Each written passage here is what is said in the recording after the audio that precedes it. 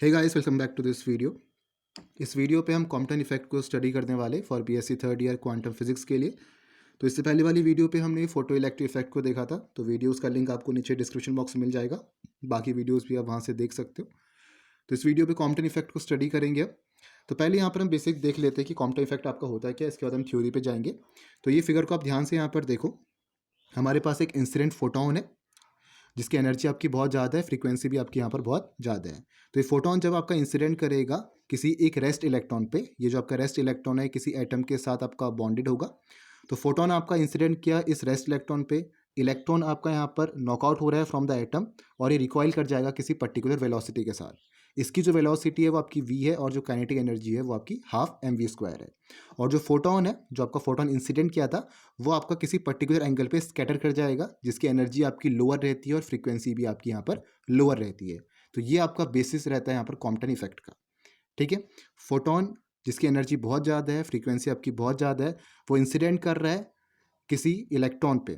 एक आपका इलेक्ट्रॉन है, रेस्ट इलेक्ट्रॉन, जो किसी एटम के साथ बॉन्डेड होगा, या आप कोई यहाँ पर मैटर मान सकते हो, कोई लाइट पार्टिकल मान सकते हो, फॉर एग्जांपल कार्बन मान सकते हो।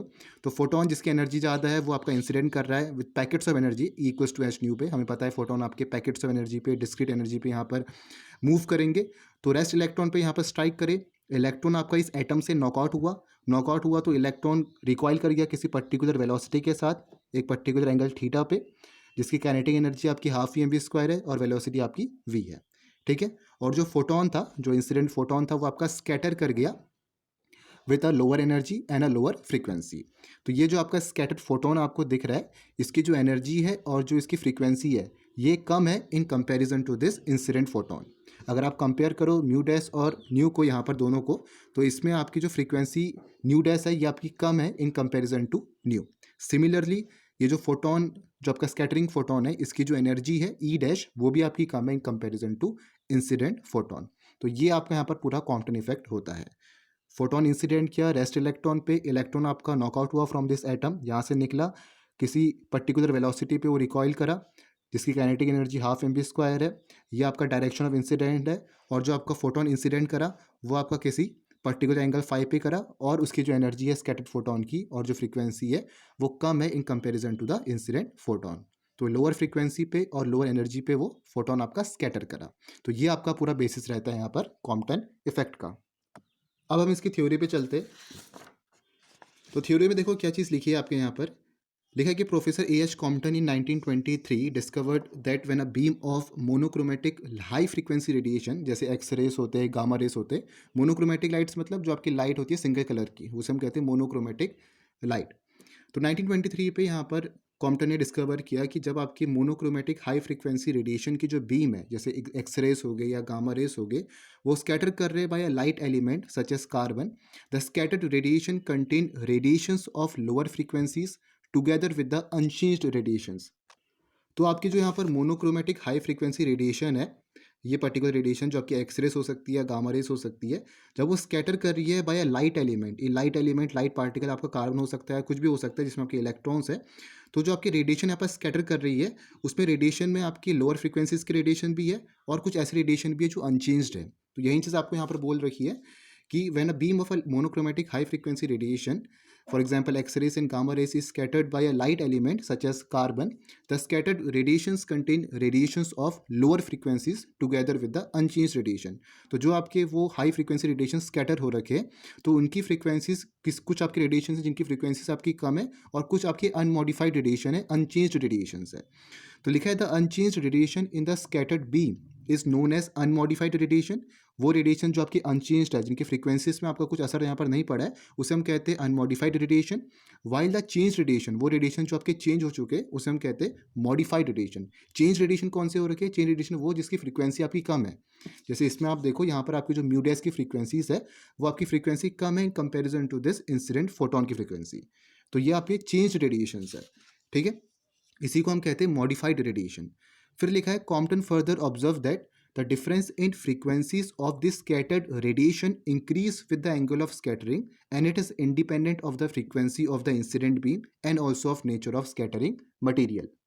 तो कॉम्पटन ने यहाँ पर फर्दर ऑब्जर्व किया कि जो आपके स्कैटर्ड रेडिएशंस है, इनकी जो फ्रीक्वेंसी में डिफरेंस है वो आपका इंक्रीज़ करेगा जैसे जैसे आपका एंगल ऑफ स्कैटरिंग ये जो आपका फाई है जैसे जैसे आपका इंक्रीज़ करेगा वैसे वैसे आपका जो डिफरेंस इन फ्रीक्वेंसी है वो भी आपका यहाँ पर इंक्रीज़ करेगा। और ये आपका इंडिपेंडेंट है इंसिडेंट बीम की फ्रीक्वेंसी के और स्कैटरिंग मटेरियल के नेचर के। मतलब ये आपके जो इंसिडेंट बीम है, इंसिडेंट फोटोन है, उसकी फ्रीक्वेंसी डिपेंड नहीं करेगा, ना ही आपके इस मटेरियल का जो नेचर है उस पर डिपेंड करेगा। इसमें आपका यहाँ पर डिपेंड नहीं कर रहा है। ये डिपेंड किस में कर रहा है? एंगल ऑफ स्कैटरिंग में। ये जितना बढ़ेगा उतना आपका डिफरेंस इन फ्रीक्वेंसी यहाँ पर इंक्रीज करेगा। तो ये सिंपल चीज़ आपकी यहाँ पर लिखी है। तो क्या लिखा है? This phenomena giving rise to modified radiation is called the Compton effect. ये जो फेनोमिना जिसमें आपके मॉडिफाइड रेडिएशन राइज कर रहे हैं, जिसमें आपकी लोअर फ्रीक्वेंसीज यहाँ पर राइज कर रहे हैं, जिसमें रेडिएशंस आपके चेंज हो जा रहे हैं आफ्टर द स्कैटरिंग, तो वो उसे हम कहते हैं Compton effect and has been explained satisfactory on the basis of the quantum theory. तो क्वांटम थ्योरी के बेसिस पे यहाँ पर इसको सेटिस्फैक्ट्री यहाँ पे एक्सप्लेन किया गया है कॉम्पटन इफेक्ट को, जो हम आगे यहाँ पर स्टडी करेंगे। आगे क्या लिखा है? For Compton scattering the high frequency photons are necessary. Compton scattering के लिए जो आपकी फ्रीक्वेंसी है यहाँ पर इंसिडेंट फोटोन की फ्रीक्वेंसी है ये आपकी बहुत ज़्यादा यहाँ पर होनी चाहिए। तो हाई फ्रीक्वेंसी यहाँ पर चाहिए, इनकी एनर्जी आपकी बहुत ज़्यादा होनी चाहिए। आगे क्या लिखा है देखो, when a photon of high frequency या जिनकी हाई एनर्जी है, अगर वो कोलाइड करता है किसी एटम के साथ या किसी लाइट पार्टिकल के साथ, लाइट मैटर के साथ, तो it knock out it's electron and the photon is scattered with a lower energy. जैसे हमने यहाँ पर बात करी थी कि जो इंसिडेंट फोटोन है जब आपका किसी रेस्ट पार्टिकल के साथ, किसी रेस्ट इलेक्ट्रॉन के साथ जो किसी एटम के साथ बॉन्डेड है, उसके साथ जब आप स्ट्राइक करेगा तो इलेक्ट्रॉन आपकी किसी पर्टिकुलर वेलोसिटी के साथ रिकॉइल यहाँ पर कर जाएगा। तो इलेक्ट्रॉन आपका नॉकआउट हुआ इस एटम से किसी पर्टिकुलर वेलोसिटी के साथ यहाँ पर इस डायरेक्शन पे आपका चले गया।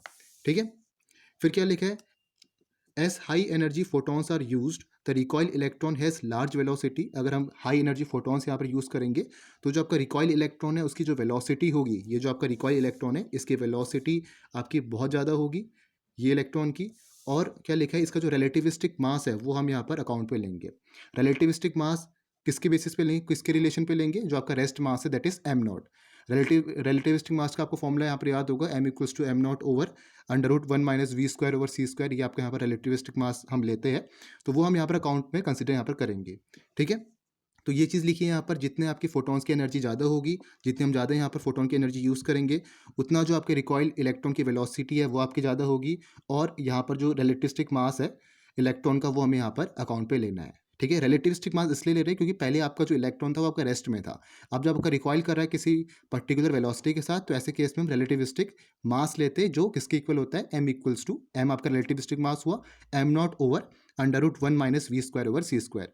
आगे जब यहाँ पर हम इसका डेरिवेशन देखेंगे कॉम्पटन शिफ्ट का, जो आपका चेंज इन वेवलेंथ का जो आपका रिलेशन होता है, वहाँ पर आपको पता चलेगा कि किस तरीके से हमें लेना है। ठीक है, तो क्या लिखा है? The Compton effect is the result of collision between photon and the electron. तो जो कॉम्पटन इफेक्ट जो आपको दिख रहा है इफेक्ट, ये किसका रिजल्ट है? ये कॉलिजन जो हो रहा है आपका फोटोन और इलेक्ट्रॉन के बीच में, ये जो आपका इंसिडेंट फोटोन है और जो आपका रेस्ट इलेक्ट्रॉन है, इनके बीच में जो कॉलिजन हो रहा है, इसी से आपका कॉम्पटन इफेक्ट यहाँ पर हुआ है। ठीक है, in the process of collision the electron is recoiled and the photon is scattered with a lower energy. जब आपका कॉलिजन हो रहा है तो इलेक्ट्रॉन आपका रिकॉइल कर गया है और फोटोन आपका स्कैटर कर गया है विद अ लोअर एनर्जी। जो फोटोन है, जो स्कैटर्ड फोटोन है, उसकी एनर्जी आपकी कम हो चुकी है और फ्रीक्वेंसी भी आपकी यहाँ पर कम हो चुकी है, जो हमने ई डैश और न्यू डैश से यहाँ पर शो करी है। नेक्स्ट देखो क्या लिखा है आपका थ्योरी पे। नेक्स्ट लिखा है कि Compton assume the electron of the atom of scattering material to be free and at rest before collision with the photon. तो जो आपके पास स्कैटरिंग मटेरियल है, जैसे ऊपर हमने एग्जांपल लिया था कार्बन का, जैसे ये आपके पास स्कैटरिंग मटेरियल है, तो इसमें इस वाली जो आपके स्कैटरिंग मटेरियल में जो एटम है, उस एटम में जो आपके इलेक्ट्रॉन है वो आपकी फ्री इलेक्ट्रॉन है और वो इलेक्ट्रॉन आपका रेस्ट में रखा गया है before collision with the photon. After collision the relativistic mass of the electron is considered. जैसा भी हमने बात करा था, जब आपका कॉलिजन होगा फ्रॉम द इंसिडेंट फोटोन, तो यहाँ पर जो आपका इलेक्ट्रॉन रिकॉइल कर रहा है, तो ऐसे केस में जो मास लेंगे वो आपका रिलेटिविस्टिक मास होगा। किसके रिलेशन पे? रेस्ट मास के रिलेशन पे हम यहाँ पर रिलेटिविस्टिक मास लेने वाले उस रिकॉइल इलेक्ट्रॉन का। ठीक है, this assumption are justified because in the process of the collision by high energy photons only a small fraction of the photon energy imparts sufficient energy to the recoiled electron. ये जो assumption ऊपर यहाँ पर हम लगा रहे हैं, ये कैसे जस्टिफाई हो रहे? क्योंकि जब आपका कॉलिजन यहाँ पर हो रहा है हाई एनर्जी फोटॉन्स का, तो उसमें कुछ ही आपकी एनर्जी है जो उस रिकॉइल इलेक्ट्रॉन पे आपकी जा रही है, तो कुछ ही आपकी सफिशिएंट एनर्जी है जो आपकी इंपार्ट कर रही है उस इलेक्ट्रॉन पे, तभी आपके इलेक्ट्रॉन उस पर्टिकुलर वेलोसिटी से आपके मूव कर रहे हैं। तो इससे आपका यहाँ पर जस्टिफाई यहाँ पर हो रहा है।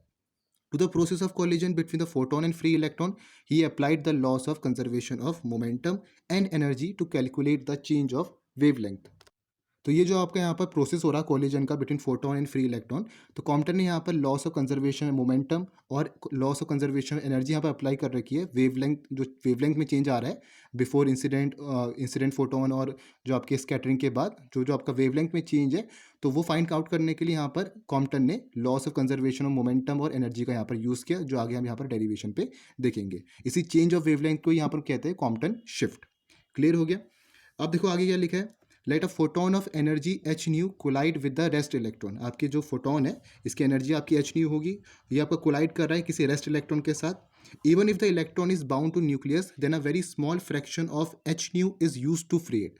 इवन आपका जो ये इलेक्ट्रॉन है ये आपकी न्यूक्लियस के साथ बाउंडेड है। अब इलेक्ट्रॉन किसी एटम पे होगा तो इलेक्ट्रॉन किसी न्यूक्लियस के साथ बाउंडेड होगा, तो इवन अगर आपका इलेक्ट्रॉन किसी न्यूक्लियस के साथ बाउंडेड भी है, अगर आपके पास वो इलेक्ट्रॉन आपका फ्री नहीं है, किसी न्यूक्लियस के साथ बाउंडेड भी है, तो फिर भी यहाँ पर जो फोटोन की एनर्जी है बहुत कम यहाँ पर चाहिए इस इलेक्ट्रॉन को नॉकआउट करने के लिए, क्योंकि एनर्जी जो फोटोन की बहुत ज़्यादा है, जो इंसिडेंट फोटोन की आपकी एनर्जी है ये बहुत ज़्यादा है। तो बहुत अगर हम कम अमाउंट एनर्जी भी देंगे तो फिर भी आपका इलेक्ट्रॉन नॉकआउट कर जाएगा from this atom.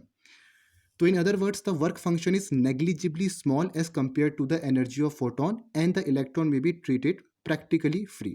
In other words, हम क्या कह सकते हैं, जो आपका वर्क फंक्शन है, जो हमें मिनिमम अमाउंट ऑफ एनर्जी चाहिए इलेक्ट्रॉन को नॉकआउट करने के लिए, वहीं आपका वर्क फंक्शन होता है जो हमने फोटो इलेक्ट्रिक इफेक्ट में डिस्कस किया था। तो वर्क फंक्शन आपका नेग्लिजिबली स्मॉल है in comparison to the energy of photon. तो फोटोन की एनर्जी कंपेरिजन पे आपका जो वर्क फंक्शन है, जो हमें मिनिमम अमाउंट ऑफ एनर्जी चाहिए इलेक्ट्रॉन को नॉकआउट करने के लिए फ्रॉम द एटम, वो आपका बहुत कम है। एंड द इलेक्ट्रॉन में बी ट्रीटेड प्रैक्टिकली फ्री, और इलेक्ट्रॉन को हम प्रैक्टिकली फ्री यहाँ पर ट्रीट कर सकते हैं।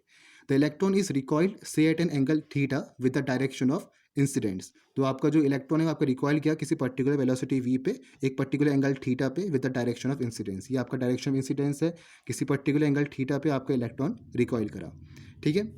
The photon is scattered at an angle phi with lesser energy h nu dash, जहाँ पर न्यू डैश आपका लेस है वी से, और जो आपका फोटोन स्कैटर किया ये आपका स्कैटर्ड फोटोन है, इसकी जो एनर्जी है और जो इसकी फ्रीक्वेंसी है वो आपकी कम है, ये अभी हमने बात करा था, और जो म्यू डैश है वो आपका लेस होगा then mu. The process of recoiling of electron and scattering of photon is shown in figure. तो यहाँ पर आपको क्लियर दिख रहा है, ये हमने अभी बात भी करी थी इसकी। तो in figure theta is the recoil angle and phi is the scattering angle.